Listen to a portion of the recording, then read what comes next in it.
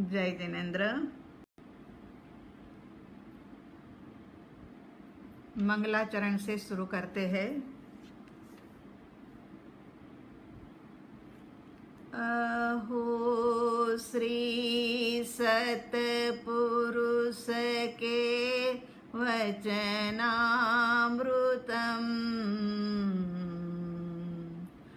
जगहितकरण मुद्रारु सतसमागम सुप्त चेतना जागृत करण सुप्त चेतना जागृत करण। देव गुरु की आज्ञा लेकर के आप सभी को जय कहते हुए स्वाध्याय की श्रृंखला के अंदर हमारा परम कृपालु देव रचित वचनामृत आधारित पत्रांक हे प्रभु सद्गुरु भक्ति रहस्य वो चल रहा है। पर्युषण पर्व के दिनों में भी यही सद्गुरु भक्ति रहस्य के ऊपर हमारा विवेचन चलता रहा। गत स्वाध्याय में 9, 10, 11 3 गाथाएं हमने देखी थी, उसी के ऊपर चर्चा की थी। अब आज 12वीं गाथा के ऊपर आएंगे। उससे पहले हम ये 3 गाथाओं के अंदर में क्या संदेश हमें मिला था उसे रिवाइज कर लेते हैं। 9वीं गाथा के अंदर में कहा था कि काल दोष कलिथी थयो नहीं मर्यादा धर्म। उसमें हमने विस्तार से देखा था कि एक ये कलिकाल आया, उससे पहले का जमाना और वर्तमान समय की जो स्थिति है उसका पूरा विवरण, कहाँ पर क्या क्या चेंज आया। जब बाहरी जगत के अंदर में चेंज आना शुरू हो जाता है तब मन स्थिति भी पलटती रहती है। एक समय था व्यक्ति के लिए एक दूसरे को इतना प्रेम और प्यार था। आपको ये बताए, गली का कुतरा भी मर जाता था ना, तो भी गली में रहने वालों की आंखों में आंसू आ जाते थे और दिन में 2 बार उनको याद कर लेते थे। करे कालिया कुत्ता जो था वो बेचारा चला गया। ऐसे याद कर के मन स्थिति दुखी हो जाती थी। लेकिन आज समय ऐसा आ गया कि कोई नज़दीकी व्यक्ति जाता है तब भी बस यही कहते हैं कि उनका आयुष्य कर्म पूरा हो गया होगा। ये बोलने के लिए भी कठोर दिल चाहिए, तभी जाकर के हम बोल पाते हैं। नरम दिल वाले छोटे छोटे जीवों के मरने पर भी एक करुणा प्रस्तुत करते हैं। ऐसा ये मनस्थिति के ऊपर भी अंतर आया। परिस्थिति तो हमने वो दिन बहुत सारे उदाहरणों के माध्यम से देखी थी। टेलीफोन के माध्यम से, टेलीविज़न के माध्यम से, बंगले के माध्यम से, कार के माध्यम से, लेकिन साथ साथ में मनस्थिति का चित्रण भी बहुत अधिक भयानक होता जा रहा है। किसी को किसी के प्रति आत्मीयता नहीं है। सब अपने अपने में लगे हुए हैं। ठीक है, समझते हैं कि आयुष्य कर्म पूरा हो जाए, उनको यहाँ से एक न एक दिन जाना ही होता है। लेकिन कुछ समय साथ में बिताया, उसकी यादें, उसकी स्मृति, वो सब हमें भीतर से झकझोर के रख देती थी। आज ऐसा नहीं है। जहाँ जहाँ हमारी आत्मीयता होती है ना, वहाँ वहाँ पर संवेदन भाग के पहुँचता है। तो ये काल दोष कलित ही थयो, और मर्यादा धर्म भी कुछ भी नहीं बचा। जो मतलब एक समय था, कुछ साल की बच्ची हो जाने के बाद में वस्त्र परिवर्तन हो जाता था, माने अलग तरह के कपड़े, पूरे पूरे कपड़े, तन ढका हुआ हो। जब बेटी शादी करके दूसरे घर में जाए तो पूरा सिर ढक ढक करके, ससुर और जेठ जी से तो सही, लेकिन हमें याद है वो दिन कि जमादार आता था तब भी तुरंत बोला जाता था कि अंदर भीतर चले जाओ, सिर ढको अपना। हम सोचते थे कि जमादार कोई बहुत बड़ा बूढ़ा आदमी होगा, लेकिन जब एक दिन देखने का अवसर आया तब देखा कि अरे ये जमादार तो 15 साल का लड़का है। लेकिन वो एक जमाना था, इसमें किसी की निंदा नहीं है और अच्छा था। तो ये सब तरह की मतलब वहाँ मनस्थिति पण इसी प्रकार की रहती थी। पहनावा भी ऐसा रहता था, मर्यादा पूर्ण। आज वो सब कुछ नहीं रहा, और फिर भी मुझे कोई व्याकुलता नहीं। आए दिन पेपरों के अंदर, टेलीविज़न के अंदर में आता ही रहता है कि यहाँ पर रेप हुआ, यहाँ पर ये हुआ, वहाँ पर ऐसा वैसा हुआ। कारण लड़कों के ऊपर डालते हैं, लेकिन उसमें हम तो ये समझते हैं कि बहुधा कसूर जो है ना, वो लड़कियों का है। लड़कियां ऐसे कपड़े पहन करके निकलती है कि लड़कों को छेड़खानी नहीं करनी हो तो भी एक अंदर से ऐसी वृत्ति जागृत होती है और वो छेड़खानी हो ही जाती है। तो यहाँ कहते हैं तो भी नहीं व्याकुलता, जुओ प्रभु मुझ कर, मेरे कर्म कैसे है। तभी तो कलयुग में आया भाई। कलयुग में आना पड़ा, इसी का मतलब ये है कि पूर्व में धर्म की कुछ कमी रही, सम्यक दर्शन की शायद न्यूनता रही, इसी कारण से इस भव के अंदर में आना पड़ा। सेवा ने प्रतिकूल चे ते बंधन नथी त्याग, 10वीं गाथा में हमने समझा था कि सेवा करने के लिए जाते हैं तो ढेर सारी, जाते तो बाद में सोचते हैं तो ढेर सारी प्रतिकूलताएं नजर में आने लगती है। अरे सेवा के लिए जाना है, कोई हॉस्पिटल में जाना है, आश्रम में जाना है, तो फिर अरे काम वाली का क्या होगा। काम वाली चली जाएगी तो हमें सफाई और बर्तन दोनों अपने आप से करना पड़ेगा, तो काम वाली को कैसे छोड़ा जाए। इससे तो अच्छा है कि हम ही हमारा प्रोग्राम कैंसिल कर देते हैं। इसी प्रकार से सेवा करने के लिए निकले तो प्रतिकूलताएं बंधन रूप हो गई, और वो बंधन हमने मान्य भी रख लिया।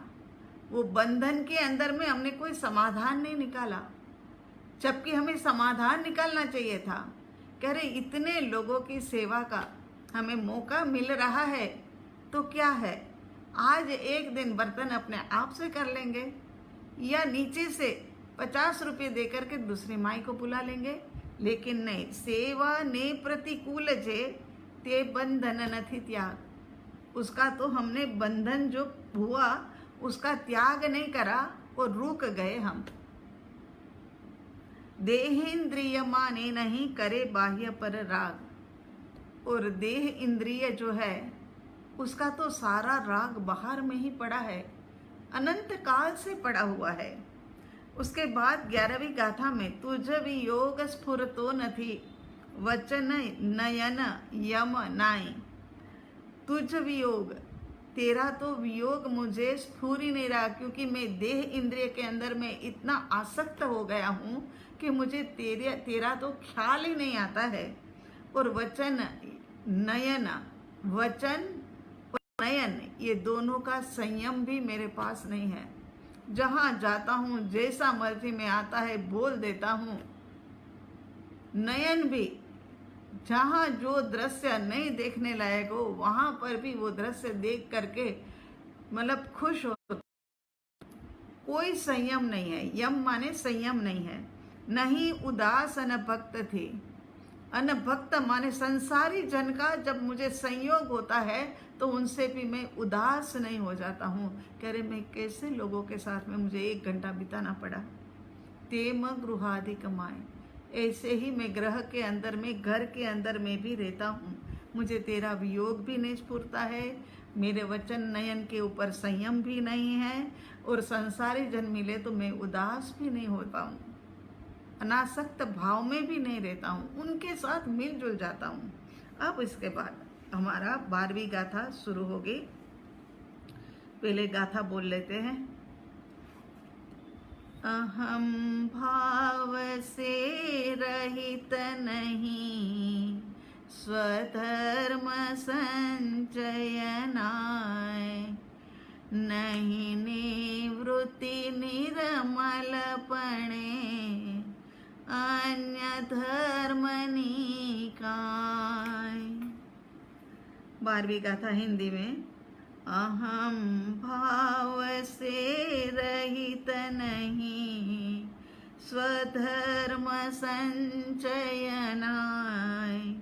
नहीं निवृत्ति भी होत है, अन्य धर्म से काय। ये 12वीं गाथा, सबसे पहले तो लिंक देख लेते हैं। अहम भाव के कारण मुझे तेरी याद नहीं आई। ऊपर की गाथा में कहा था ने, तुझ वियोग स्फुरतो नथी, मुझे तेरा वियोग नहीं स्फुरा, क्योंकि मेरे भीतर में अहंकार था कि मैं कुछ हूँ, मुझे किसी की आवश्यकता है ये नहीं, लेकिन मैं कुछ हूँ। इस कारण से अहम भाव के कारण मुझे तेरी याद भी नहीं आई, वियोग भी नहीं लगा, और स्वधर्म संचय भी मैंने नहीं किया, क्योंकि इंद्रियों के विषय के ऊपर मैंने लगाम ही नहीं लगाई। नहीं निवृत्ति निर्मलपने, निवृत्ति माने निज के अंदर में वृत्ति, निज के अंदर में वृत्ति का जाना। तो मेरी वृत्ति जो है ना वो निज के अंदर में भी नहीं गई। इस कारण से मेरे भीतर में जो निर्मलता का गुण आना चाहिए था ना, वो निर्मलता का गुण भी मेरे भीतर में नहीं आया, क्योंकि उदासीनता आए तब तो वो वृत्ति सिमटे, अनासक्त भाव आए तब तो वृत्ति बाहर से सिमटे और निज के अंदर में लगे। लेकिन यहाँ तो उदासीनता ही नहीं आई, सबके प्रति आसक्ति आसक्ति आसक्ति में ही। लेकिन प्रभु ऐसा भी नहीं हुआ कि गृहस्थ धर्म, और गृहस्थ धर्म को तो मैं अच्छे से निभाऊं, वो भी मैंने नहीं निभाया। और सच में ही जो बात लिख रहे हैं ना, वो आज के समय के अंदर में बिल्कुल प्रमाणित पड़ती है। ये प्रमाण देती है कि ऐसा ही ये युग है, ये कलयुग ऐसा ही है। सबसे ज़्यादा महत्व हमारा कहाँ पर है? तो कहते हैं सबसे ज़्यादा महत्व हमारा देह के प्रति है। देह को ही मैं माना, यही सबसे बड़ी गलती। और 18 पापस्थानक के अंदर में 18वां पापस्थानक मिथ्या दंसल सल्ल, वो मिथ्यात्व का पापस्थानक। उसके अंदर ये 18 पापस्थानक में 17 पापस्थानक एक और ये 18वां पापस्थानक एक और। ये 18वां पापस्थानक जो है ना वो पर्वत जैसा है, और बाकी के जो पाप है ना 17, वो राई के दाने जितने हैं। पहले यदि ये मिथ्यात्व का दोष हटाया जाए ना, तो बाकी राई राई जितने जो है दोष, उसको निकालने में परेशानी नहीं होगी। लेकिन देह के प्रति का ममत्व, देह के प्रति की का अपनापन, गलत अपनापन, ये चीज ने हमें संसार के अंदर में परिभ्रमण करते हुए रोका नहीं है। ये रुमाल यदि मैं कहूँ कि ये रुमाल मेरा है, तब तो ठीक है।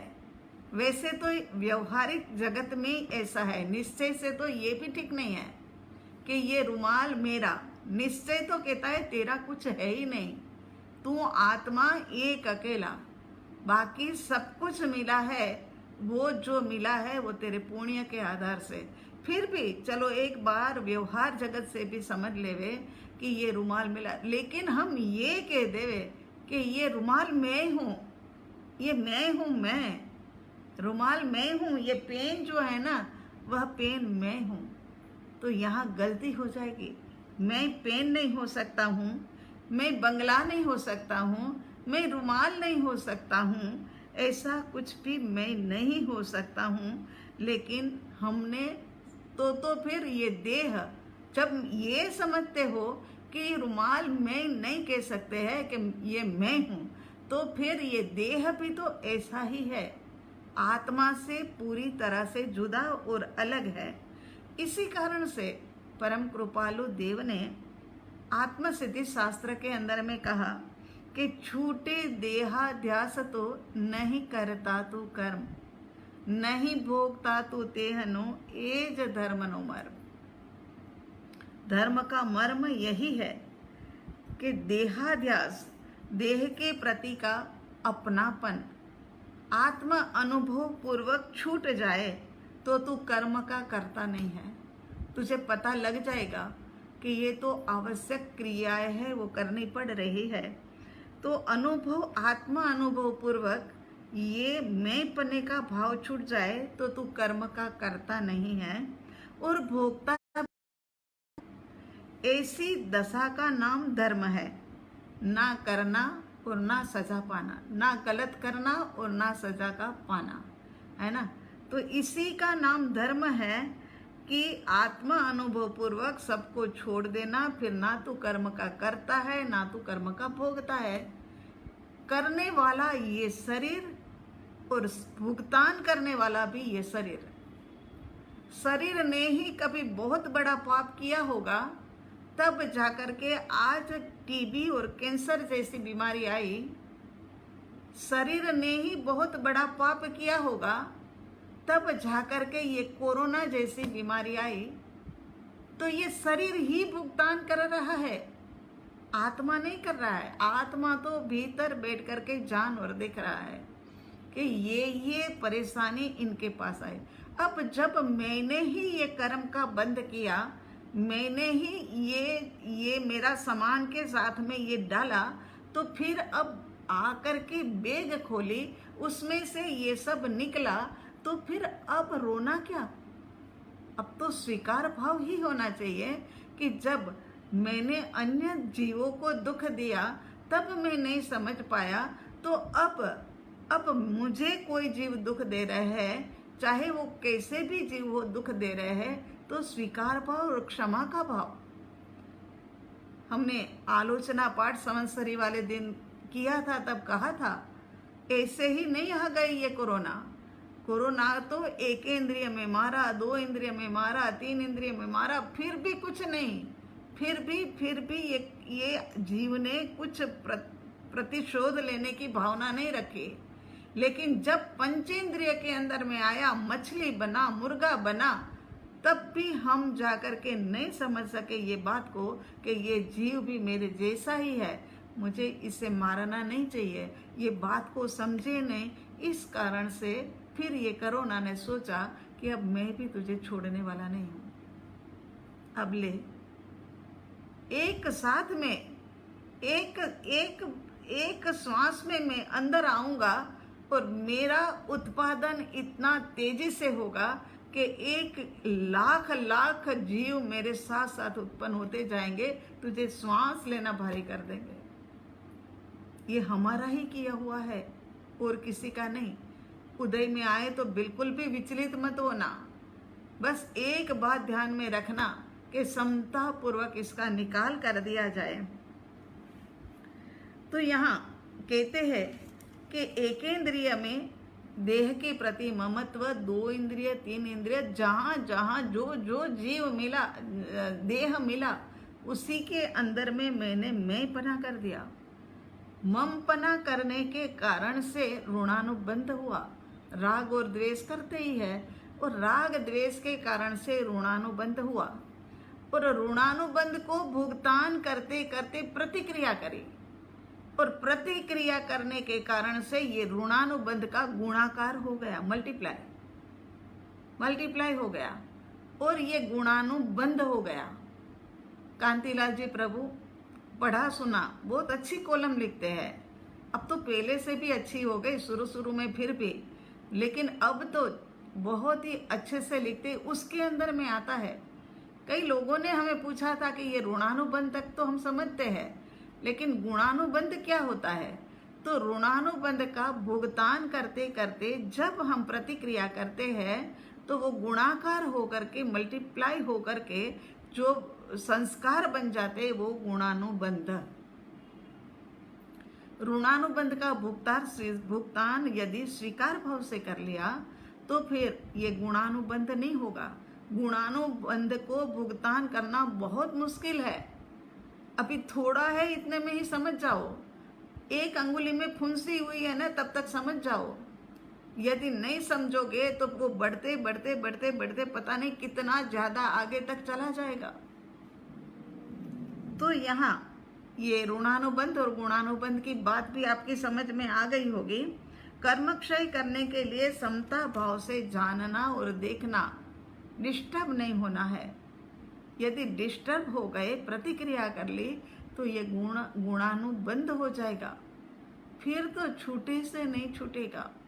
देखते हैं ना हम, कई लोग ऐसा भुगतान करते हैं।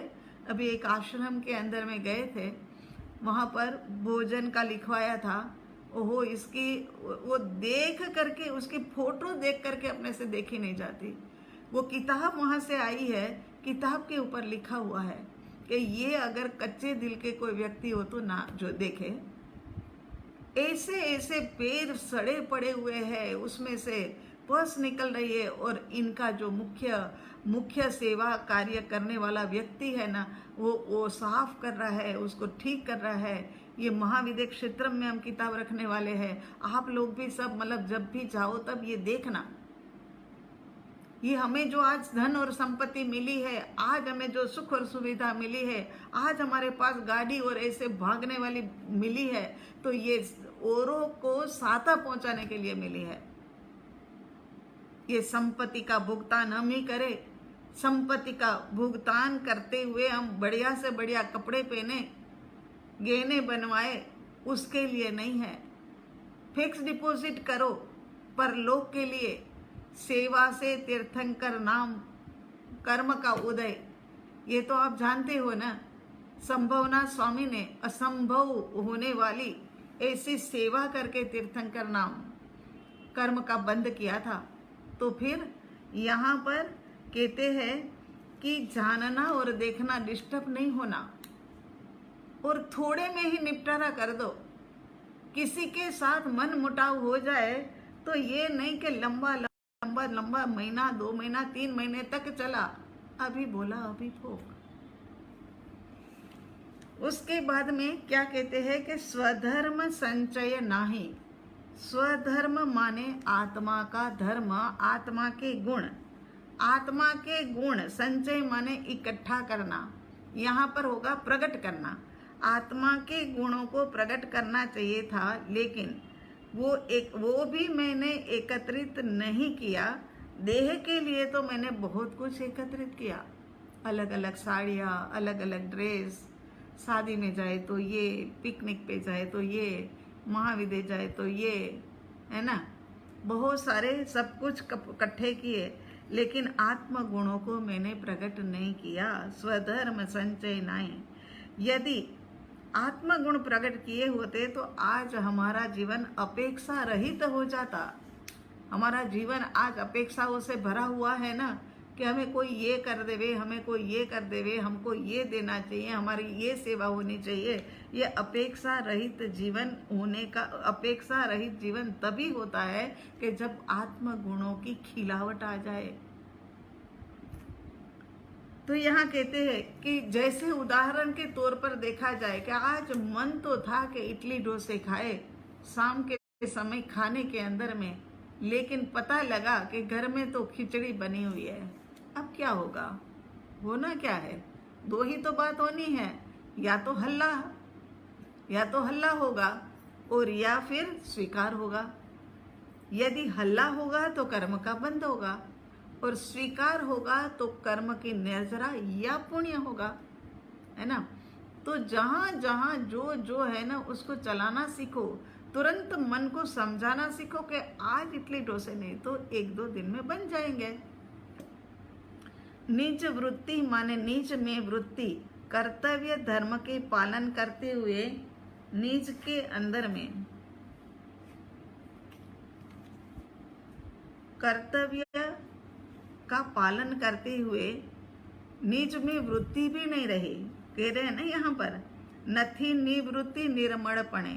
अन्य धर्म माने गृहस्थ धर्म में भी कार्य करते हुए मैंने धोखाधड़ी करी, प्रपंच किया, झूठ बोला, मायाचारी की, निर्मलता का पालन ही नहीं किया, और आध्यात्मिक क्षेत्र में गया तब भी अहंकार ने छोड़ा ही नहीं।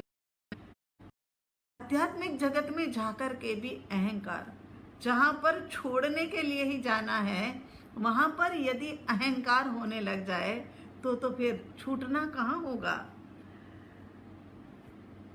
जबकि जहां पर हमें एब्सेंट अनुपस्थित होकर के आगे बढ़ना चाहिए था, वहां जाकर के भी हमने हमारी उपस्थिति को ही महत्व दिया कि अरे हम आए और किसी ने जय जिनेन्द्र नहीं किया, और किसी ने ठीक से बिछा करके नहीं रखा।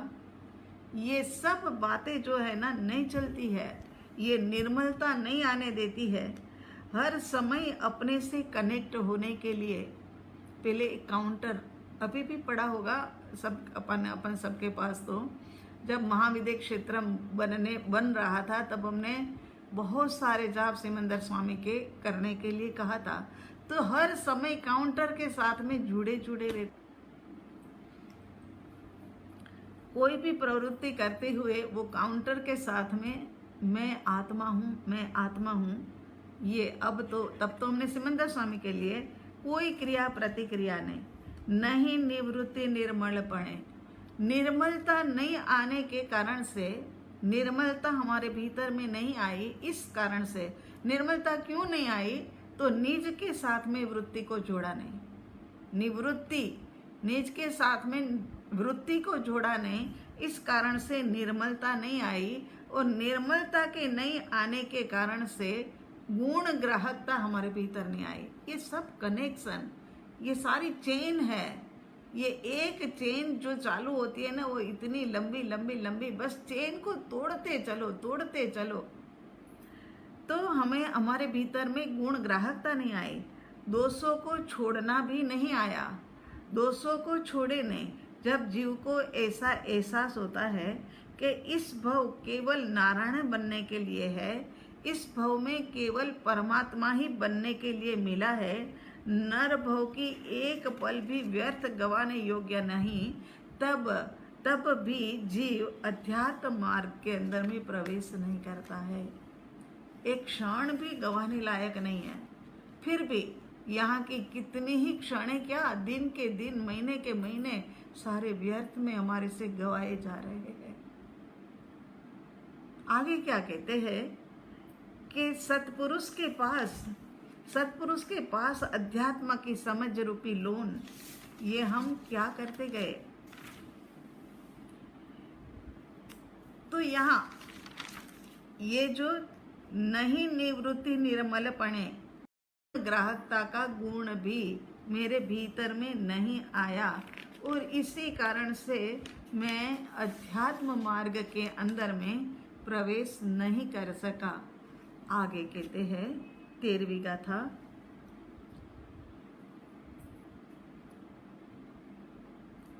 एम अनंत प्रकार थी साधन रहित हूँ, नहीं एके सद्गुण पण मुख बताऊं सूय। हिंदी में, ऐसे अनंत प्रकार से साधन रहित हूँ मैं, नहीं एक सद्गुण भी मुख बताऊं क्या। क्या कह रहे हैं? 12वीं गाथा तक तो 40 दोष दिखाए, 40 दोष 12वीं गाथा तक दिखाए। अब तो साधक टूट चुका है। कहाँ तक कितने कितने दोष मेरे भीतर भरे पड़े हैं और इसी कारण से कह देता है कि अरे बाबा, मेरे भीतर तो अनंत प्रकार के दोष है और मैं साधन रहित हो गया हूँ। क्योंकि साधन तो अनंत प्रकार के हैं, लेकिन लेने के लिए की तैयारी योग्यता नहीं है ना। तो सबसे पहले लिंक देख लेते हैं। ऐसे अनंत प्रकार से साधन रहित मैं, क्योंकि अहंकार से भरा हुआ हूँ और अपने धर्म को समझा ही नहीं। साधन तो बहुत सारे, लेकिन बीच में बाधा डालने वाला अहंकार दूसरे के दोषों को ही देखता है, नहीं एके सद्गुणपण। तो कहते हैं कि मलिनता से, दोषों से भरा हूँ, मेरे में निर्मलता आई ही नहीं है। सरलता के अभाव के कारण सद्गुण रहित मैं आपको मुख कैसे दिखाऊं। हो जाता है ऐसा, कभी कभी ऐसी गलतियां हो जाती है ना कि मुख दिखा नहीं सकते हैं। और वैसे भी गुण का प्रगटीकरण तो सम्यक दर्शन के बाद में ही माना जाता है। अभी यदि हमारे भीतर में दया, दान, करुणा इत्यादि का है तो ये बाहरी जगत में है। जब हमारे भीतर में सम्यक्त्व का उदय होता है ना, उसके बाद में जो हमारे भीतर गुण की खिलावट होती है ना, वो सच्चे गुण, वो आत्मा के गुण होते हैं। हे प्रभु, अंत होने के कारण संसार, असार संसार के क्षणिक पने को मैं जान नहीं सका। उसको समझे बिना ही मैं संसार को ही चिपकता रहा। उसी में ही सुख प्राप्त करने हेतु नित्य ऐसे आत्मा को मैंने गवा दिया। अनित्य के पीछे नित्य को गवा दिया। रत्नाकर 25 के अंदर में भी आता है ना कि रत्नों गवाया काच कटका मैं ग्रहा। माने रत्नों को गवा करके मैंने कांच के टुकड़े ही एकत्रित किया और उसी के अंदर में मैं प्रसन्न रहने लगा। और थोड़ी सी राख जब चाहिए थी तब मेरे पास जो एक रत्न होता था ना, वो चिंतामणि रत्न, उसको जला करके, जैसे मूर्ख व्यक्ति वो जला करके राख ले लेता है, ऐसे ही चिंतामणि रत्न तुल्य ये मनुष्य जन्म और मानव देह मिला है, उसकी कीमत मैंने कांच के टुकड़े जैसी की है। तो यहाँ कहते हैं कि जो इस पल में वह दूसरी पल में नहीं, जो दूसरी पल में है वह तीसरी पल में नहीं। पल पल में पलटने वाला परिवर्तनशील जगत के स्वरूप को जानते हुए भी अज्ञानी को जगत के क्षणिक पने का बोध ही नहीं हुआ। अज्ञानी जीव आत्मा के नित्य पने को भूल गया, टेम्पररी के अंदर में लग गया, परमानेंट को भूल गया। मैं आत्मा, मैं परमानेंट, इसे भूल करके टेम्पररी के अंदर में वो लग गया। उसी की सुख और सुविधा को देखता रहा। जीवात्मा सोचता नहीं कि जगत क्षणिक ओतप्रोत होकर मैं हमारे नित्य आत्मा को क्यों भूलूं और जगत के अंदर में ये नित्य को भूल जाना, ये तो महा अपराध है। महा अपराधी को सजा भी महा अपराध की ही मिलती है ना। अपराध जैसा होता है ऐसी ही सजा मिलती है। ऐसे ही भाई खला की जेल के अंदर में डाला जाता है, ऐसे ही 10 सालों के अंदर में ही रहना होता है।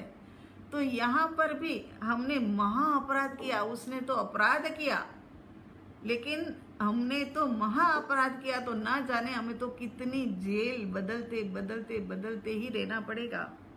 तो यहाँ कहते कि मैं नित्य आत्मा को भूलकर महा अपराध कर रहा हूँ, इस प्रकार मैं साधन रहित हो गया हूँ।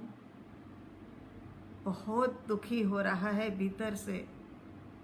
भीतर से पश्चाताप भर भर करके हो रहा है कि मैं साधन रहित हो गया हूँ। संसार में बंधन के कारण अनंत है, तो संसार से छूटने के साधन भी अनंत है, अनंत साधन है। लेकिन प्रभु अहंकार के कारण से मैं वो साधनों से रहित हो गया। अभी तक तो लग रहा था कि मेरे में कुछ गुण तो होंगे, लेकिन अब पता चल रहा है कि मेरे में एक भी गुण नहीं है। कह रहे हैं ना कि नहीं एके सदगुण पण मुख बताऊं सोई। मैं क्या आपको मुंह बताऊं? होता है, मुख नहीं बता सकते हैं। बिजनेस करते हैं, कहीं से लोन लेते हैं और लोन देने का जो वायदा किया था उसमें कुछ और समय लग जाता है, कुछ कारण से ही लग जाता है। लेकिन वो व्यक्ति फिर है ना, जिनसे लोन ली हो ना, उनको मुंह दिखाने के लायक नहीं रहता है। फिर ऐसा हो जाता है कि अब मैं जल्दी से जल्दी उनकी लोन को वापस कर दूं। सद्गुरु भगवान से भी हम लोन के ऊपर लोन ले रहे हैं, लोन के ऊपर लोन ले रहे हैं, और लोन उनकी जो है ना वो उतारते भी नहीं है। सद्गुरु भगवान के पास अध्यात्म की समझ की लोन ली, उन्होंने समझ की लोन दी। उसके बाद में अध्यात्म सूत्र की सबसे बड़ी लोन ली कि मैं कौन हूँ, कि तू आत्मा है, तू देह नहीं है, तू भगवान आत्मा है। ये लोन ली, ये सबसे बड़ी लोन। हाँ, लेकिन ये लोन के बदले में भी मैं कुछ चुका नहीं सका। सत्पुरुष के पास तरह तरह की आज्ञाएं मांगी, करुणाधारी सद्गुरु ने आज्ञा रूपी लोन भी दी, और आगे जाकर के सद्गुरु के पास जाकर के पश्चाताप रूपी लोन ले कि मुझे भीतर में भूलों का बड़ा पछतावा हो रहा है। और गुरु भगवान तो करुणा के सागर अभी आगे आ रहा है, केवल करुणा मूर्ति हो उसमें। तो ये करुणा के सागर उन्होंने उनकी योग्यता को देख करके जो पाप और भूल की थी उसका प्रायश्चित रूपी लोन भी दे दी। लेकिन प्रभु मेरी ये लोन चढ़ती गई, मैं कुछ भी कर नहीं सका, और प्रभु मैंने आपकी एक भी लोन चुकाई भी नहीं, वापसी भी नहीं करी। हे मेरे प्रभु, लेकिन मैं कुछ भी लौटा नहीं पाया। अब मैं आपको कैसे मुंह दिखा सकता हूँ? संसारिक लोन 1-2 करोड़ की ली हो और वापस नहीं चुकाते हैं, तब तक मन के अंदर में रहता है कि उनके सामने कैसे जाए। तो यहाँ तो कितनी लोन के ऊपर लोन ऐसे चलती ही गई है, लेकिन फिर भी मैं चुका नहीं सका हूँ, तो मैं आपको कैसे मुंह दिखाऊं? आपने तो अनंत प्रकार के साधन दिए, लेकिन एक भी साधन अध्यात्म मार्ग का मैंने ग्रहण नहीं किया। अनंत साधन दिए, लेकिन मैंने ग्रहण नहीं किया। एक भी सद्गुण मेरे में नहीं है। मेरे में तो किस प्रकार, अब तो मैं आपके पास किस प्रकार से आ सकता हूँ? दिन व दिन मेरी तो चालाकियाँ बढ़ती गई। मेरे प्रभु, मेरे नाथ, मैं सच बता रहा हूँ। जैसे कि चंदूलाल जो है वो कहता है, मैं चाय नहीं पीता, मैं कॉफ़ी नहीं पीता, मैं सिगरेट नहीं पीता, मैं शराब भी नहीं पीता, चोरी नहीं करता, कुछ नहीं करता मैं। मेरे भीतर में ऐसे कोई भी दोष नहीं है, लेकिन केवल बस एकमात्र एक ही दोष मेरे भीतर में है, और वो दोष जो मेरा है ना, वो है झूठ बोलने का। आई बात समझ में? अब क्या झूठ ही बोल रहा हूं मैं जो कह रहा हूं ना वो सब बातें झूठी झूठी ही बता रहा हूं कि मैं चाय नहीं पीता, मैं कॉफ़ी नहीं पीता, मैं मदिरा मांस नहीं खाता, ये सब बातें मैं झूठ झूठ में ही कह रहा हूँ। क्योंकि मेरे भीतर के अंदर में बस एक ही दोष रहा हुआ है, वो झूठ बोलने का। प्रभु मैंने भी ऐसे ही आपके साथ में चालाकियाँ करी, मैं क्या करूँ? मेरे घर से मैं निवृत्त हो जाऊं, बेटे बेटियों की शादी हो जाए तो मैं प्रभु आपके चरणों में बैठ करके और आपकी ही सेवा पूजा अर्चना प्रार्थना करता रहूँगा। प्रभु आपको पाने के लिए आत्मा के साथ में कनेक्शन जोड़ने का पूरा पूरा पुरुषार्थ करूँगा। लेकिन जब ये सब कार्य हो गए तब कहा कि अभी तो और बाकी है काम, अभी तो और काम बाकी है। ऐसे ही करते करते न जाने कितना काल निकल गया। इसके बाद आ गई वही गाथा, केवल करुणा मूर्ति हो दीन बंधु दीनानाथ, पापी परम अनाथ हूँ, ग्रहो प्रभु जी हाथ। गुजराती में, केवल करुणा मूर्ति छो दीन बंधु दीनानाथ, पापी परम अनाथ छूं, ग्रहो प्रभु मुझ हाथ। आहा, यहाँ पर टर्निंग पॉइंट।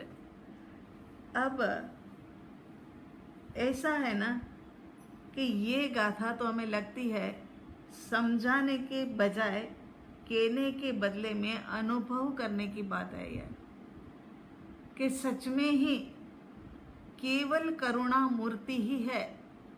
और केवल करुणा मूर्ति ऐसे कि दीन बंधु दीननाथ, ऐसे तो यहाँ कहते हैं कि करुणा मूर्ति हर समय हमें लगना चाहिए, ऑलवेज हमें लगना चाहिए। ऐसा नहीं होना चाहिए कि जब गुरु भगवंत हमारे प्रति वात्सल्य रखे, हमारे साथ बात करे, हमारे से स्माइल करे, तब जाकर के वो करुणा मूर्ति लगते हैं। लेकिन किसी कारणवश सदगुरु भगवंत ने हमारी बात नहीं सुनी, हमारी ओर नहीं देखा, बाकी सबकी ओर देखा और हमारी ओर नहीं देखा, या कुछ गलती के कारण से ऊंचे आवाज के अंदर में कुछ कह दिया, तब हमें क्या करुणा मूर्ति लगते हैं? तब तो लगता है कि भागो, इनके भीतर में कोई करुणा जैसी वस्तु ही नहीं है। कि लगता है आपको? करुणा मूर्ति ऊंची आवाज में बोलने लग जाए, कुछ कहने लग जाए, तब लगता है कि नहीं ये करुणा मूर्ति है। ये इतना कहने के पीछे भी कोई ना कोई कारण होगा। तो ऐसा हमें लगना चाहिए, ऑलवेज ऑलवेज हमें लगना चाहिए कि केवल केवल केवल करुणा मूर्ति ही है। चाहे वो अच्छे से बोले तब भी करुणा मूर्ति, चाहे वो डांट फटकार करे तब भी वो करुणा मूर्ति है। अब ये गाथा यू टर्न कर रही है। 13वीं गाथा के अंदर में कहा न आत्मनिरीक्षण। 13वीं गाथा तक तो जो भक्त है ना वो आत्मनिरीक्षण कर रहा है, लेकिन अब आत्मनिवेदन के ऊपर आ गया। अब आत्मनिवेदन के ऊपर आ गया। आत्मनिरीक्षण करते करते भक्त डिप्रेशन में चला जाए। 40-40 दोष बताना, एक दोष भी बताना उन्हें तो मुश्किल होता है, और सच में ही वो दोष होता है तो भी, और वो गलती हमने करी होती है तब भी बताना हमारे को मुश्किल लगता है। बड़ी मुश्किल से वो बात मतलब कहनी पड़ती है, तो भी उसको भी लिपट चुपट करके, जैसे चंदूलाल कह रहा है ना कि मैं ये भी नहीं करता वो भी नहीं करता, मगर उसको लिपट चुपट करके फिर कहता है कि मैं झूठ नहीं बोलता, है ना। तो यहाँ पर यही बात है कि 13वीं गाथा तक तो आत्मनिरीक्षण करता रहा, मेरे में ये दोष है, मेरे में वो दोष है, 40 दोष तक तो वो बोलता रहा। लेकिन अब आत्मनिवेदन, परमात्मा के सन्मुख, सदगुरु भगवान के सन्मुख जाकर के आत्मनिवेदन करता है, वरना तो वो क्या है कि डिप्रेशन में ही चला जाएगा। आत्मनिवेदन भी बहुत ही आवश्यक है। आत्मनिवेदन से पहले तो भक्त भगवान को कहता है कि हे भगवान, हे मेरे प्रभु, अब मैं कैसे मुंह दिखाऊं, मैं आपको कैसे मुंह दिखाऊं।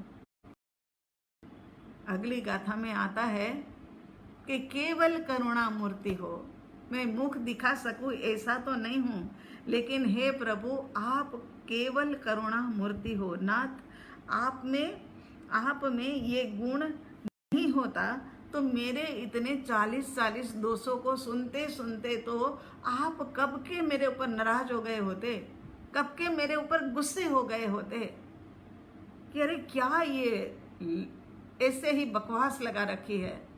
मगर आप करुणा मूर्ति हो ना, करुणा मूर्ति होने के कारण से आप गुस्से में नहीं आए, क्योंकि करुणा जैसे मार्बल की प्रतिमा होती है ना, वो मार्बल की प्रतिमा के अंदर में मार्बल ही मार्बल सॉलिड मार्बल, इसी प्रकार से हे सद्गुरु भगवंत, आपके भीतर में भी करुणा ऐसे ठोस रूप में भरी हुई है कि मेरा इतना कुछ आपको कहते रहने पर भी आपको मेरे ऊपर तनिक भी गुस्सा नहीं आया। तो यहाँ केवल करुणा, केवल एकमात्र करुणा के सिवा आपके भीतर में कुछ भी नहीं है। और आगे कहते हैं कि और आप हो कैसे, दीन बंधु दीननाथ, दीननाथ है यहाँ, दीनानाथ तो पहली गाथा में, वहाँ तो दीन और अनाथ हो जाएगा, यहाँ तो दीननाथ। दीन बंधु माने मित्र हो, और दीन के नाथ भी हो, आप नाथ हो। मित्र के सामने तो जब जाते हैं तब सब कुछ बता देते हैं। दोस्त के सामने तो हमारा रिलेशन कैसा होता है, ओपन रिलेशन है ना। दोस्त के पास जाकर के तो पेपर दे करके आए, रिजल्ट आना था, रिजल्ट वाले दिन 3 विषय के अंदर में फेल हो गए, तो भी दोस्त के अगर पास जाकर के हम तुरंत बताएंगे कि हम 3 सब्जेक्ट के अंदर में फेल हो गए। माता पिता को कहते हुए या सदगुरु को कहने में तो बिल्कुल भी हमारी हिम्मत नहीं बनेगी। तो यहाँ पर कहते हैं कि दोस्त के सामने तो कह सकते ऐसे दीन बंधु आप हो और दीननाथ। ये अगर किसी को अपन कहते भी है और ये हमें दोस्त यदि सलाह भी देने जाता है कि भाई ये बात तुम्हारी ठीक नहीं है, 3 सब्जेक्ट के अंदर में तुम फेल हो गए, ये ठीक नहीं किया, तो हमें उनकी सलाह अच्छी नहीं लगती है। हमें ये अच्छा नहीं लगता है कि ये जो बात बोली उन्होंने वो हमें अच्छी नहीं लगती है। लेकिन सलाह लेने के लिए तो हमें दीन बंधु के पास ही जाना पड़ता है, दीननाथ के पास ही जाना पड़ता है। तो यहाँ पर कहते हैं कि गड्ढे में से बाहर निकालने की बात हो तब तो जाकर के हमें दीननाथ के पास ही जाना पड़ता है। नाथ के प्रति प्रेम भी है और रिस्पेक्ट भी है। दोस्त के साथ में तो आई गई चलती है ना, मगर यहाँ पर तो दोनों ही बात है। नाथ के साथ में तो प्रेम भी है, रिस्पेक्ट भी है। तो अब जाकर के वहाँ जाकर के क्या कहते हैं कि हे प्रभु, पापी परम अनाथ हूँ। पापी और अनाथ, उसके बीच में रखा परम रखा। शिष्य की दृष्टि तो चाहे उसी के ऊपर में है, करुणा मूर्ति के ऊपर ही है। चाहे परमेश्वर बुद्धि सत्पुरुष के रूप में हो या परमात्मा के रूप में हो, केवल करुणा मूर्ति। सत्पुरुष के प्रति प्रेम हो तब तो वो करुणा मूर्ति लगते हैं। प्रेम होना चाहिए, प्रेम ना होने तो ये करुणा दिखती नहीं है हमें, करुणा हो तो भी नहीं दिखती है। यहाँ 2 संबोधन दिए है ना, एक तो मित्र का दिया और एक नाथ का दिया। मित्र से बोलने का संबंध, अपने मन की बात करने का संबंध, और नाथ से, मित्र से बात कह करके हल्के फुल्के हो जाते हैं, सांत्वना थोड़ी सी मिल जाती है कि चल अगले साल ज़्यादा मेहनत कर लेना, ऐसे मिल जाती है। और नाथ से लेने का संबंध है ना, यहाँ दीननाथ नहीं, दीनानाथ नहीं, दीननाथ है। और नाथ तो खींच कर बाहर निकालते हैं, नाथ वो ही होता है, वो बाहर निकालने का कार्य मित्र का नहीं है। मित्र बाहर नहीं निकाल सकता, क्योंकि मित्र की सलाह तो हमें पसंद ही नहीं आती है, लेकिन नाथ हमें बाहर निकाल सकता है। पापी परम अनाथ चुम, कहते हैं कि मैं पापी हूँ, और कैसा, परम पापी, और अनाथ कैसा, परम अनाथ, मुझे कोई नहीं गिरा सकता, आप मेरा हाथ पकड़ लो, है ना, आप मेरा हाथ पकड़ लो, ये कहते हैं। होता है ना, फिर अंत में जाकर के तो परमात्मा को ही प्रार्थना करनी होती है कि हे प्रभु आप मेरा हाथ पकड़ लो। गुजराती में एक भजन की पंक्ति, परमात्मा के पास जाते हैं, मंदिर जी में सिमंदर स्वामी को देखते ही मुंह से निकल जाता है, ये हाथ पकड़ नाथ हवे पार लगा दे, किरतार किनारे तुम्हारू नाव लगा दे, મળતો નથી કિનારો આ ભવ સાગરે, નાવિક બનીને નાવને ભવ પાર પહોંચા દે, હે હાથ પકડ नाथ हवे पार लगा दे। क्या कहते में भी कि है नाथ अब तू मेरा हाथ पकड़ ले, ये भव भ्रमण के संसार के अंदर में मुझे कहीं किनारा नहीं दिखता है, बस तू मेरा हाथ पकड़ लेगा तब जाकर के मैं किनारे तक, भव पार तक पहुंच पाऊंगा। तो यहाँ यही बात कहते हुए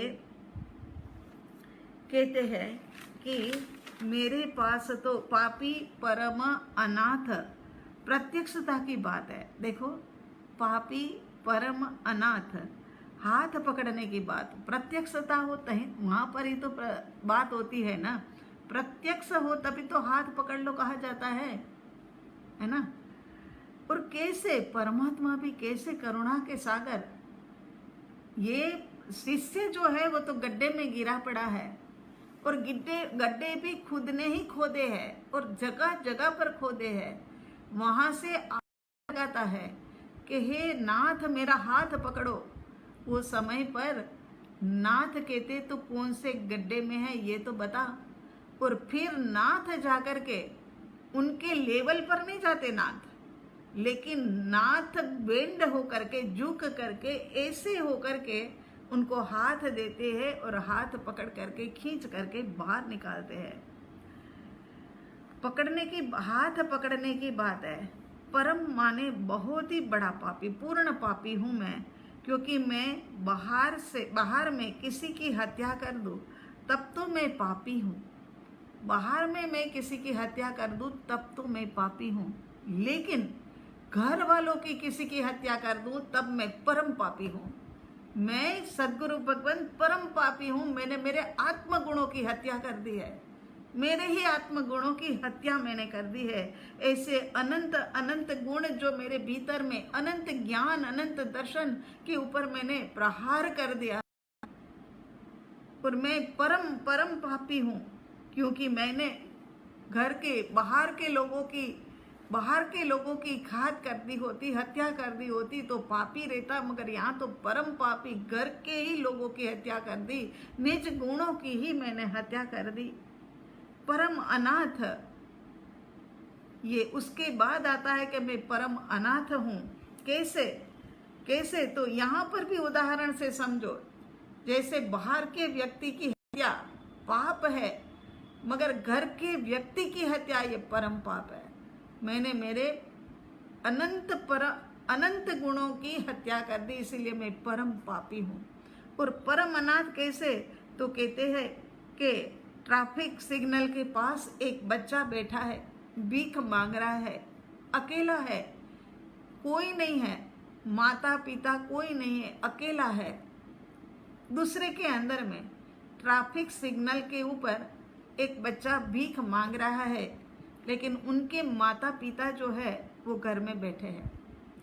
तीसरा, ट्रैफिक सिग्नल के पास एक बच्चा भीख मांग रहा है, लेकिन उनके माता पिता महलों के अंदर में बैठे हैं। ऐसे ही हमारे माता पिता भी महलों में बैठे हैं। तीर्थंकर परमात्मा या आत्मा कहो, वो महलों के अंदर में बैठे हैं और देह इंद्रियों की यहाँ पर भीख मांगी जा रही है। विषय और कसायों की भीख मांगी जा रही है। टीवी, मोबाइल या इंटरनेट के माध्यम से खुशी की भीख मांगी जा रही है। परम अनाथपना है ये। अनंत ऐश्वर्य में मेरे पिता बैठे और हमारी मस्ती कहाँ चली गई है? जैसी मस्ती उनके पास, जैसा आनंद उनके पास, वैसा ही आनंद और वैसा ही अनंत गुणों की खिलावट मेरे भीतर में भी हो सकती है, लेकिन मेरे भीतर में ये खिलावट मैंने नहीं करी, इस कारण से मैं परम अनाथ हूँ। मेरे माता पिता महल में बैठे और मैं यहाँ ट्रैफिक सिग्नल के ऊपर में माने मोबाइल इत्यादि से मैं खुशी की भीख मांग रहा हूँ। उसके बाद कहते हैं कि ग्रहो प्रभु मोजा हाथ, मेरा हाथ पकड़ लो, क्योंकि मैं अब आपका हाथ नहीं पकड़ूंगा। आपका हाथ मैंने कई बार पकड़ा, लेकिन जैसे ही संसार की कोई ऐसी आकर्षक वस्तुएं मुझे मिली, व्यक्ति मिली, मैंने आपके हाथ को छोड़ दिया। जैसे बच्चा होता है, मम्मी का हाथ पकड़ करके जाता है, लेकिन दोस्त कोई मिल जाता है, मम्मी की अंगुली छोड़ करके भागता है। आइसक्रीम की रेडी दिख जाती है और वो मम्मी की अंगुली छोड़ करके भाग जाता है। ऐसा ही मैंने परमात्मन, हे मेरे सद्गुरु भगवंत, हे सजीवन मूर्ति, मैंने कई बार किया। हे सजीवन मूर्ति, अब आप मेरा हाथ पकड़ो। ग्रहो माने पकड़ना, आप मेरा हाथ ग्रहण करो। अब मैं तो समझ ही नहीं सकता हूँ कि कब पकड़ना कब छोड़ना, लेकिन आपने पकड़ा होगा तो आप नहीं छोड़ोगे मुझे। अब आप ये गड्ढे में से आपने निकाला है, आपने मेरा हाथ पकड़ा है और आप मुझे मेरे घर तक ले जाओगे, मेरे घर तक छोड़ दोगे, ये मुझे पूरा भरोसा है। अब आप मेरा हाथ पकड़ो। सबसे ज़्यादा सुखी इस संसार के अंदर में कौन है, ये पूछा जाए तो उसका उत्तर यही मिलता है कि इच्छाओं से जो पर हो जाता है वो सबसे ज़्यादा सुखी है। तो हम आपको पूछते हैं कि कल्प वृक्ष के समय पर जो जो जीवों का जन्म हुआ वो तो परम सुखी ना?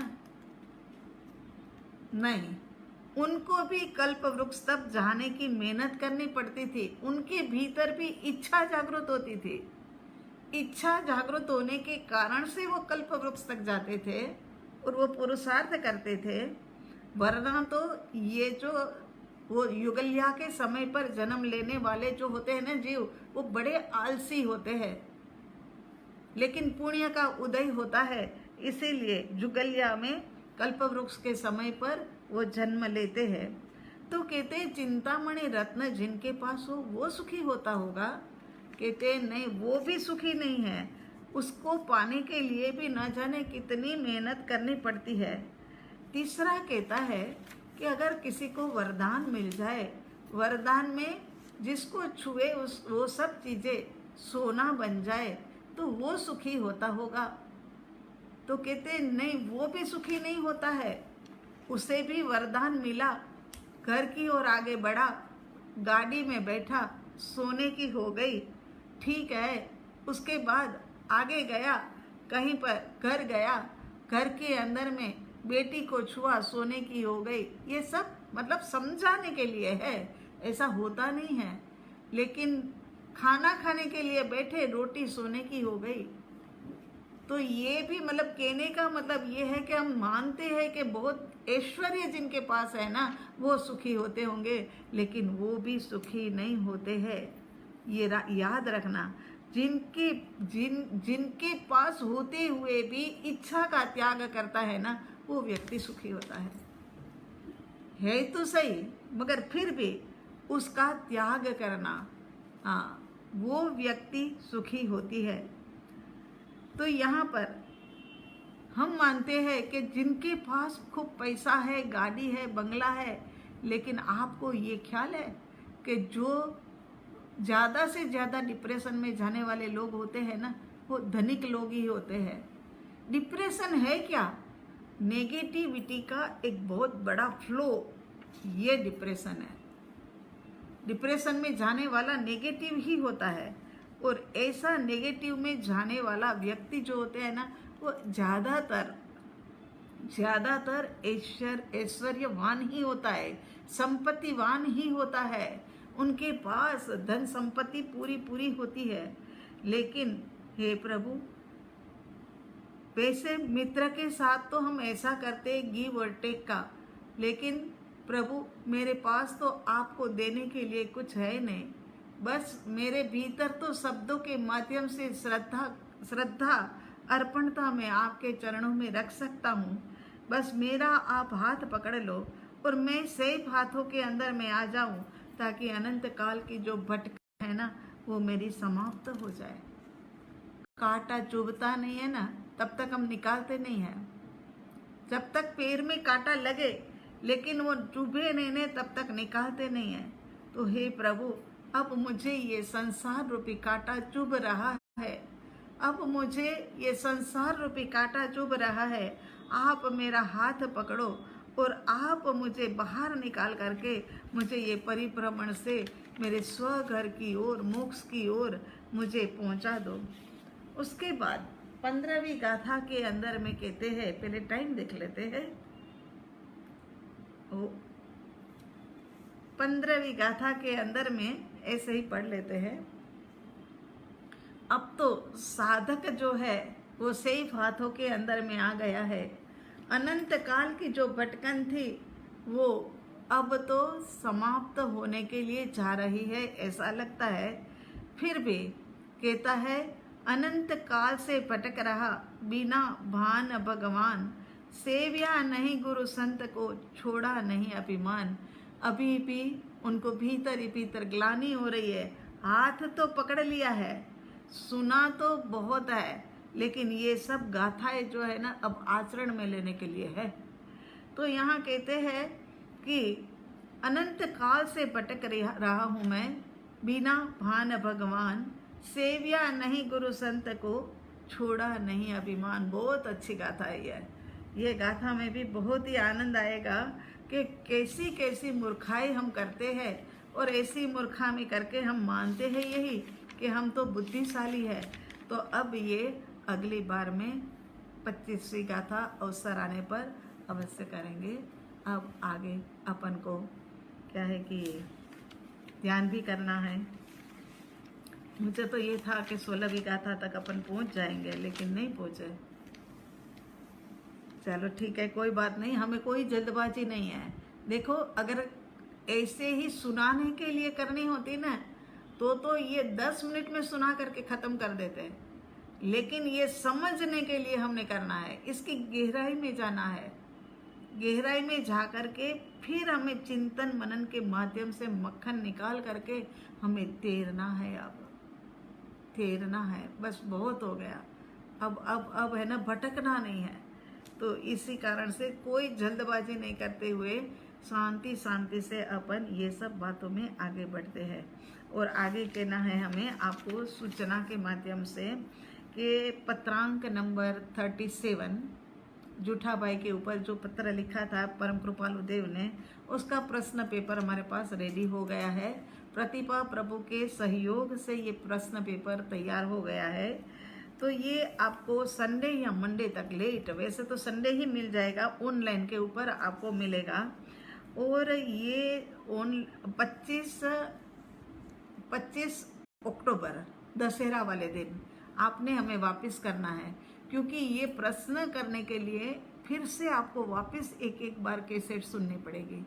हर कैसेट के लिए हमने एक हफ्ता मतलब दिया है। इस प्रकार से सोच करके 25 अक्टूबर के दिन, दशहरा वाले दिन, आप लोगों ने ये ऑनलाइन ही प्रश्न पेपर उत्तर पोथी भी डाल देनी है, और हम यहाँ से प्रिंट निकाल लेंगे, और ये चेक करने का कार्य जो है वो दीपिका प्रभु करेंगे। ये सब कुछ ये मतलब कहने का है। दूसरी बात, आचार्य भगवंत पूज्य श्री शिव मुनि जी महाराज साहेब का जन्म दिवस 18 सितंबर का, अब की बार तो उनके ना प्रत्यक्ष में दर्शन मिलने हैं, ना उनको धन्यवाद कह सके, ऐसे भी हो सकेगा कि प्रत्यक्ष में जाकर के कुछ बोले, लेकिन उनका जो जन्मदिन है उस दिन सामयिक की घोषणा हुई है कि सामयिक ज़्यादा से ज़्यादा करी जाए।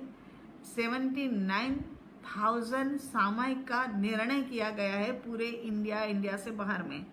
तो फिर हम भी महाविद्य क्षेत्रम के ऊपर भी उनके कई उपकार है, और अनेक उपकारों का प्रति उपकार करने का ये अवसर मिला है।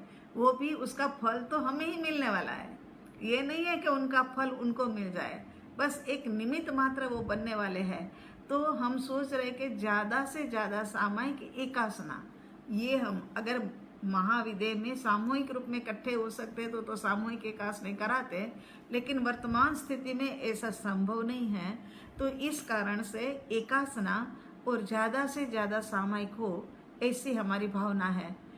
आप यदि ये आज के दिन में या कल के दिन में हमारे व्हाट्सएप के ऊपर या अश्विनी प्रभु के व्हाट्सएप के ऊपर डाल दो कि हम इतनी सामयिक करेंगे, तो हम एक गिनती पूरी करके वहाँ पर आचार्य भगवान को अंक लिखा देंगे, इतने एकास ने इतनी सामयिक।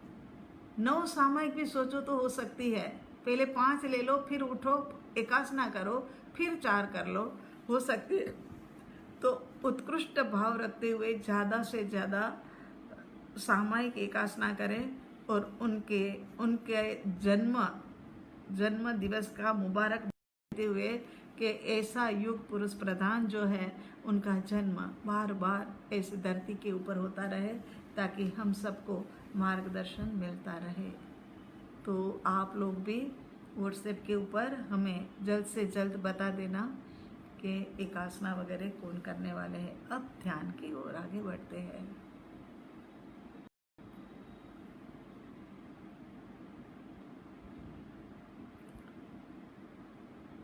सरल आसन, आंखें बंद, रीढ़ की हड्डी सीधा,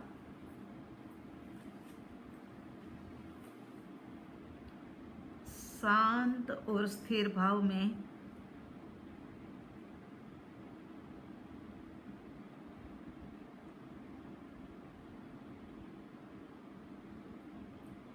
देवादिदेव अरिहंत परमात्मा श्री सिमंदर स्वामी भगवान और धर्मगुरु भगवंत आदि की आज्ञा अनुमति लेते हुए ध्यान साधना में प्रवेश करते हैं।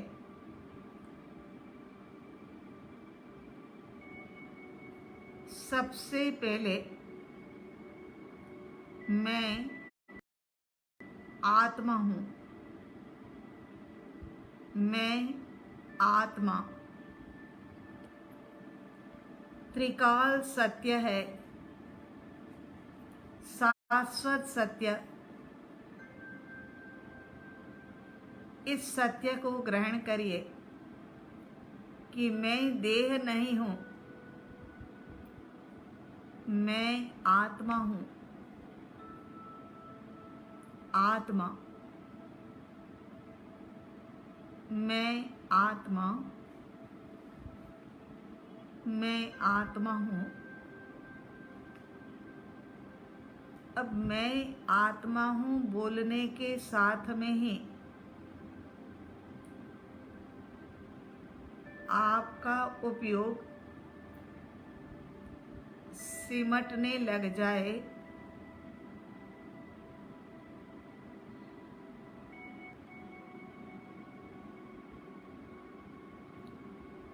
चारों दिशाओं से उपयोग समेट लीजिए।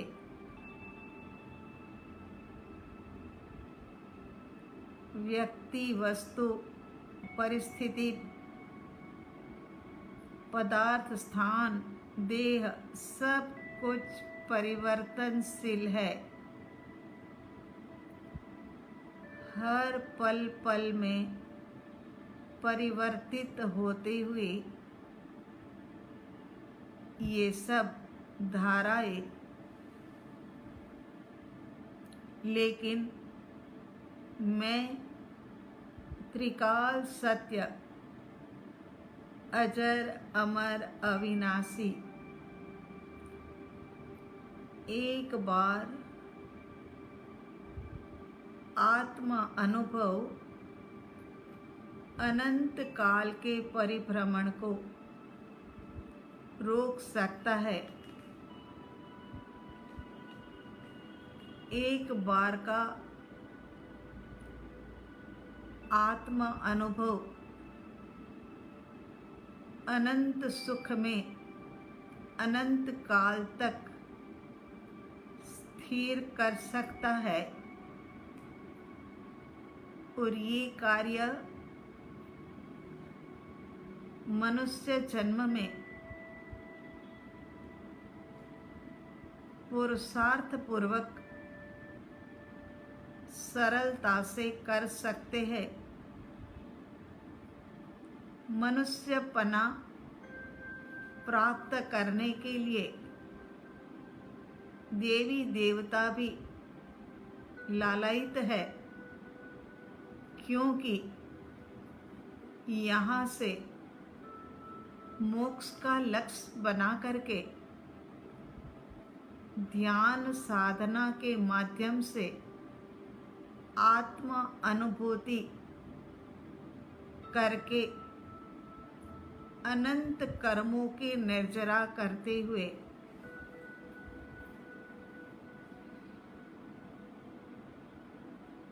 स्वघर की ओर पहुंच सकते हैं। उपयोग भीतर में ले आइए। बाहर में मेरा कोई भी नहीं है और कुछ भी नहीं है। मैं आत्मा एक अकेला तीन काल तीन लोक में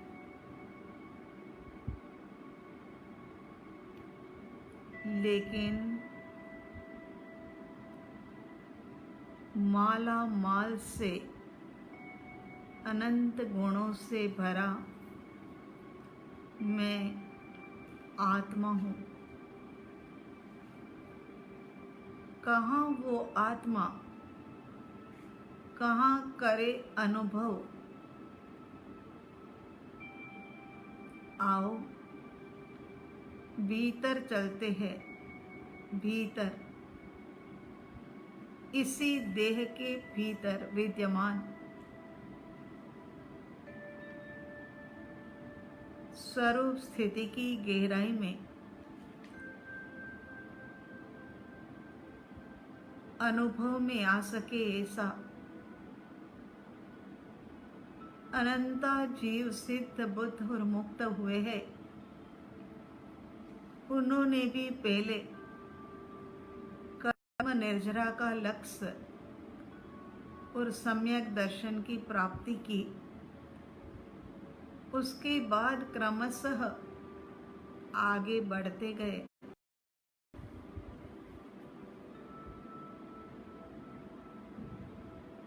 हम भी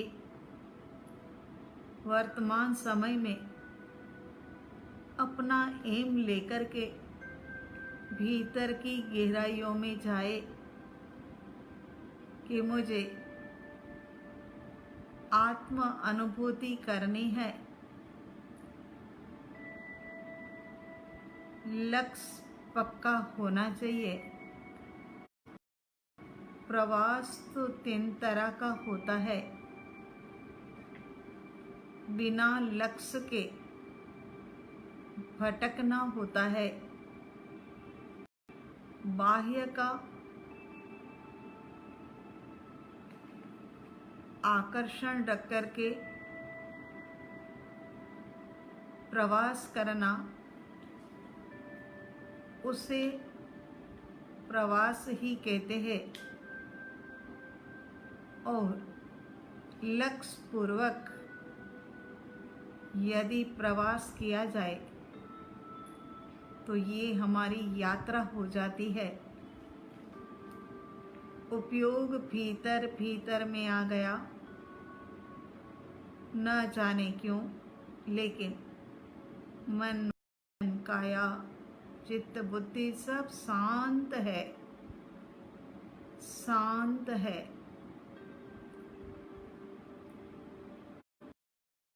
उसी के बीच में अपने लक्ष्य को निर्धारित करिए। लक्ष्य पूर्णता का होना चाहिए। बहुत भटके, बहुत ही सुख सायबी, कई बार राजा महाराजा बने, लेकिन उससे भव कटी नहीं हुई। भव कटी इस देह के भीतर जाकर के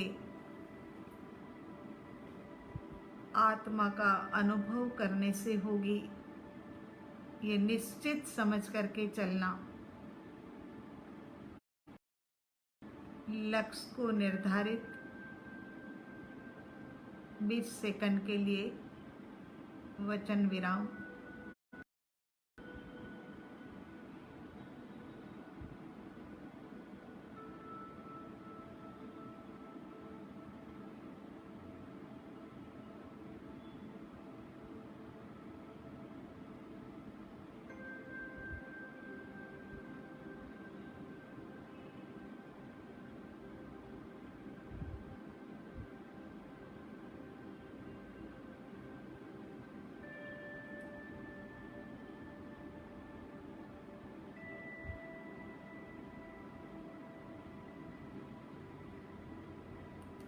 लक्ष्य निर्धारित करने के पश्चात चलो सीधे ही चलते हैं। आज गत ध्यान साधना में जबरदस्त भेद विज्ञान, उसी को आधार बना करके सीधे ही चलते हैं स्व की दुनिया में। उपयोग भीतर आ जाओ, भीतर अनाहत केंद्र, छाती के बीचों बीच में अनाहत केंद्र के गहराई गहराई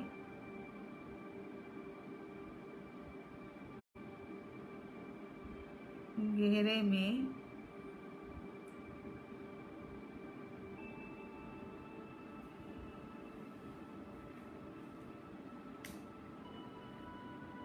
माता के गर्भ में पहला श्वास, पहला स्पंदन यहीं पर अनाहत केंद्र की गहराई में। सब जुदा जुदा जुदा, बहुत दूर दूर। मैं बहुत गहरे गहरे गहराई में आ गया हूँ।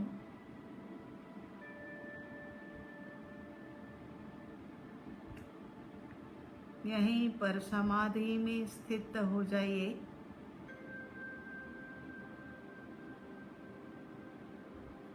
समाधि अवस्था के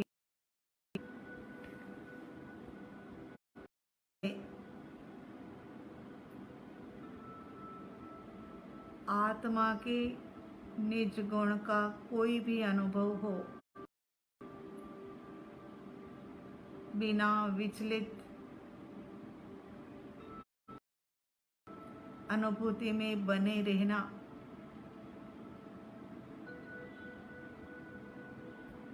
सब अलग अलग दूर दूर श्वास जुदा, रक्त मांस मज्जा हड्डी सब जुदा, अलग अलग।